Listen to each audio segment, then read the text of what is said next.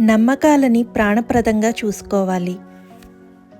చెప్పుడు మాటలు వినేవాడు పుత్రులను భార్యలను కూడా వదులుకుంటాడు. జ్ఞానులలో కూడా తప్పులు దొర్లుతుంటాయి. దోషాలు లేని రత్నాలు కూడా ఉండవు. శత్రువుచే చేయబడిన ఉపకారం కూడా కీడు చేయవచ్చు. మూర్ఖుడు ఉపకారికి అపకారమే చేస్తాడు. పాపాలు చేసేవాడికి ఒకరు నిందిస్తారని భయం ఉండదు. ఉత్సాహవంతుడికి శత్రువు కూడా లొంగిపోతాడు.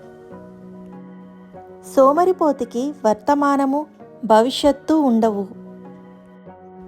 ఉత్సాహం లేకపోతే అదృష్టం కూడా సహకరించదు. అనుకున్నది పొందాలంటే విరోధులను నమ్మకూడదు. సంబంధాలు ఏదో ఒక ఉద్దేశంతోనే ముడిపడి ఉంటాయి.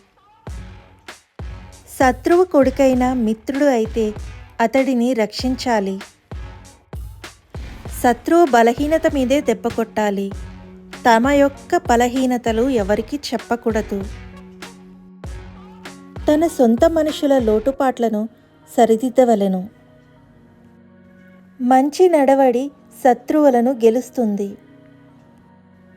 క్షమించవలసిన వాడినెప్పుడు కష్టపెట్టకూడదు. దానం తీసుకోవడానికి యోగ్యుడైన వాడిని మూర్ఖుడు కష్టాలు పాలు చేస్తాడు. ధైర్యం లేని వాడికి వర్తమానం భవిష్యత్తు ఉండవు.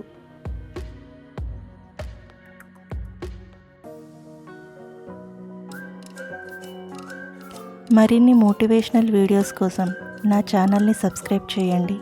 పక్కనే ఉన్న బెల్ బటన్ని ప్రెస్ చేయండి.